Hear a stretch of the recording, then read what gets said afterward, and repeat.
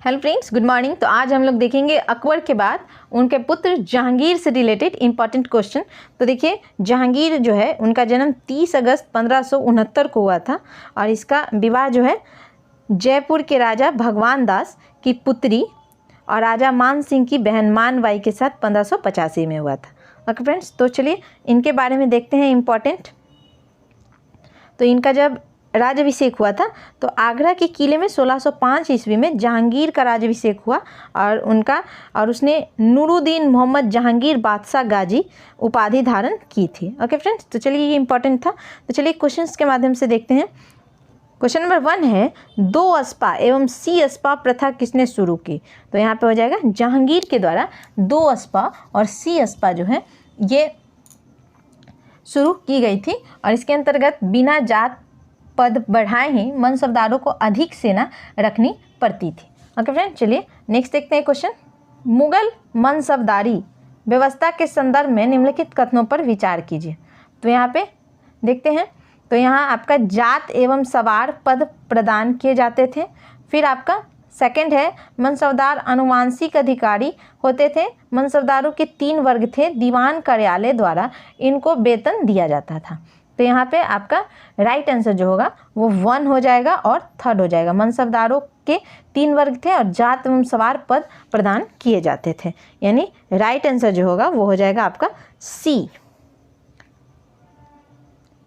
मुगलों एवं मेवाड़ के राणा के मध्य चित्तौड़ की संधि किस शासक के शासनकाल में हस्ताक्षरित हुई थी? तो यहाँ पे हो जाएगा जहांगीर। ईस्ट इंडिया कंपनी ने जहांगीर के दरबार में पहले निम्न में से किसे भेजा था? तो यहाँ पे हो जाएगा हॉकिंस को। तो सबसे पहले किसे भेजा था? तो इन्होंने हॉकिंस को भेजा था। तो ये 1608 से आपका 1611 हॉकिंस का काल रहा था, विलियम हॉकिंस, जो कि जहांगीर के दरबार में आया था। नेक्स्ट है, निम्नलिखित में से कौन जहांगीर के दरबार में ब्रिटिश शासक जेम्स प्रथम का राजदूत था? तो यहाँ पे विलियम हॉकिंस, पीटरा डेला, विलियम फिंच और एडवर्ड टेरी। तो चलिए इसके लिए देखते हैं। तो यहाँ पे देखिए बोल रहा है कि यह शाही दरबार में 3 वर्ष तक रहा था। कौन? तो विलियम हॉकिंस। सम्राट जहांगीर ने उसे 400 मनसब प्रदान किए। उसने हॉकिंस को इंग्लिश खां की उपाधि देकर आर्मीनिया की एक स्त्री से उसका विवाह कर दिया। सर थॉमस रो ब्रिटिश सम्राट जेम्स प्रथम द्वारा भेजा गया प्रथम राजदूत था जो जहांगीर के दरबार में आया था। तो यहाँ पे आपका क्या बोल रहा है कि निम्नलिखित में कौन जहांगीर के दरबार में ब्रिटिश शासक जेम्स प्रथम का राजदूत था? तो यहाँ पे ब्रिटिश सम्राट जेम्स प्रथम द्वारा भेजा गया, तो ये कौन था? तो थॉमस रो, जो कि ऑप्शंस में यहाँ आपको नहीं दिख रहा है, यानी यहाँ पे राइट आंसर हो जाएगा थॉमस रो।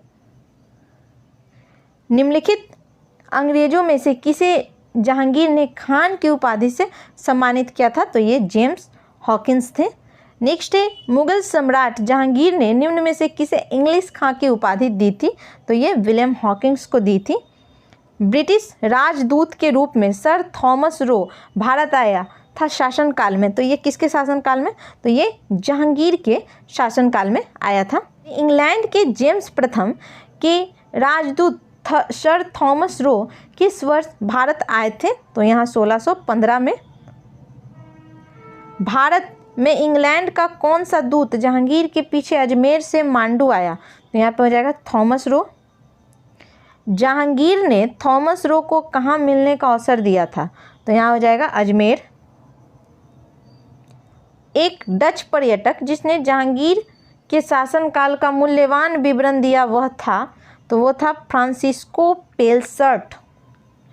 निम्न विदेशी यात्रियों में से किसने जहांगीर के शासनकाल में भारत की यात्रा की थी? तो यहाँ आ जाएगा फ्रांसिस्को पेलसर्ट। किस मुगल शासक का मकबरा भारत में नहीं है? तो यहाँ पे आपका हो जाएगा जहांगीर और बाबर, ये दोनों जो हैं आपके। तो बाबर का पता है हम लोगों को काबुल में और ये जहांगीर जो है उनका लाहौर में। ओके फ्रेंड्स, चलिए नेक्स्ट देखते हैं। सम्राट जहांगीर को कहाँ दफन किया गया था? तो ये लाहौर। निम्नलिखित में से किसका मकबरा भारत से बाहर स्थित है? तो यहाँ पे हो जाएगा जहांगीर। मुगल चित्रकला किसके राज्यकाल में अपनी प्रकाष्ठा पर पहुंची? तो जहांगीर। मुगल चित्रकला किसके नेतृत्व में अपने शीर्ष बिंदु पर थी? तो यहाँ पे हो जाएगा जहांगीर। निम्नलिखित चित्रकारों में से किसे जहांगीर ने नादिर उज जमा की पदवी दी थी? तो यहाँ पे हो जाएगा अबुल हसन। जहांगीर कालीन निम्नलिखित में से किस एक चित्रकार को नादिर उल अस्र की उपाधि प्रदान की गई थी? तो वो था आपका मंसूर। जहांगीर के दरबार में पक्षियों का सबसे बड़ा चित्रकार, तो वो था आपका मंसूर। निम्नलिखित मुगल बादशाहों में से किसने अपनी आत्मकथा यानी ऑटोबायोग्राफी फारसी में लिखी थी? तो वो था आपका जहांगीर। तो दो आदमी जो है कि जिसने अपनी आत्मकथा लिखी थी, एक था बाबर और एक आपका जहांगीर। नेक्स्ट है अबुल फजल के हत्यारे को पुरस्कृत किया था? तो यहाँ पे हो जाएगा जहांगीर ने। तो यहाँ देखिए 1605 3 नवंबर 1605 आगरा के किले में जहांगीर का राज्याभिषेक हुआ और उसने नूरुद्दीन मोहम्मद जहांगीर बादशाह गाजी की उपाधि धारण की। जहांगीर ने अपने पक्ष के सरदारों को उच्च पद प्रदान किए, जिनमें से एक अबुल फजल का हत्यारा राजा वीर सिंह बुंदेला भी था। अकबर की परंपरा को स्थापित रखते हुए जहांगीर ने अपना शासन उदारता से आरंभ किया और गद्दी पर बैठते उसने विभिन्न लोकहितकारी आदेश दिए। नेक्स्ट है निम्नलिखित में से किसने जहांगीर के विरोध विद्रोह किया था? तो यहाँ पे दिख रहा है आशफ खां, खुर्रम, महाबत खां और खुसरो। तो यहाँ पे आपका जो हो जाएगा कौन कौन? तो देखिए खुर्रम ने भी विरोध किया था, फिर महाबत खां और खुसरो, यानी 2, 3, 4 यहाँ पे आपका राइट आंसर हो जाएगा। नेक्स्ट है खुसरो किस मुगल बादशाह का पुत्र था? तो ये हो जाएगा जहांगीर का। तो ये देखिए खुसरो जहांगीर का सबसे बड़ा पुत्र था। यह जहांगीर की राजपूत पत्नी मानबाई से उत्पन्न हुआ था और इसने अपने मामा मान सिंह एवं ससुर मिर्जा अजीज कोका को शाह पर अप्रैल 1606 में अपने पिता जहांगीर के विरुद्ध विद्रोह कर दिया था। निम्नलिखित में से कौन नूरजहां के गुट का सदस्य नहीं था? तो यहाँ हो जाएगा आपका जहांगीर। तो देखिए जहांगीर से विवाह के बाद नूरजहां ने नूरजहां गुट यानी इन्होंने जो है जुनता दल का निर्माण किया और इस गुट के प्रमुख सदस्य थे तो इसके आपके इदमाद-दौला या मिर्जा ग्यास बेग जो नूरजहां के पिता थे, असमत बेग नूरजहां की माँ थी, आशफ खान नूरजहां का भाई और शहजादा खुर्रम बाद में शाहजहां जो बना, ये सब जो थे उस गुट के सदस्य होते थे, यानी जहांगीर नहीं था। इदमाद-दौला का मकबरा आगरा में किसने बनवाया था? तो ये नूरजहां ने बनवाया था और ये उनके क्या थे? पिता थे। चलिए तो ये देखिए कब बना है? तो ये 1622 से 1628 के मध्य अपने पिता मिर्जा ग्यास बेग की याद में बनवाया था और यह आगरा में यमुना नदी के तट पर स्थित एक अत्यंत अलंकारिक इमारत है। मुख्य मकबरा श्वेत संगमरमर का है। नेक्स्ट है प्राचीनकारी यानी पिटरा ड्यूरा निम्नलिखित में से किससे संबंधित है? तो यहाँ पे आपका ऑप्शंस दिख रहे हैं। तो यहाँ पे आपका हो जाएगा राइट आंसर ए, दीवारों में अर्थ कीमती पत्थर जड़ कर फूलों की नक्काशी करना, यानी ये आपका पचकारी यानी प्राचीनकारी जो था पिटरा ड्यूरा दीवारों में अर्थ कीमती पत्थर और जड़ के और फूल की नक्काशी करने को बोलते थे। तो भारत में पिटरा ड्यूरा नाम का जड़ाऊ कार्य सर्वप्रथम इदमाद-उद-दौला की मकबरे में किया गया था और इस मकबरे का निर्माण जहांगीर की पत्नी नूरजहां ने करवाया था। ओके फ्रेंड्स, चलिए नेक्स्ट देखते हैं। यहाँ पे आपको सूची 1 को सूची 2 से मिलाना है। तो देखिए बाबर, हुमायूं, अकबर और जहांगीर। तो यहाँ आपका चलिए मिलाते हैं। तो देखिए बाबर जो होगा वो किससे? तो यहाँ पे मैच कर जाएगा जामा मस्जिद। नेक्स्ट है आपका हुमायूं, तो हुमायूं आपका दीन पना। नेक्स्ट है आपका अकबर, तो ये अकबर जो होगा ये हो जाएगा जहांगीरी महल और जहांगीर हो जाएगा अकबर के मकबरे को पूर्ण करवाना। ओके फ्रेंड्स, तो ये उनके स्मारक हैं जो कि जिनके नाम से हैं या जिन्होंने उसे पूरा करवाया।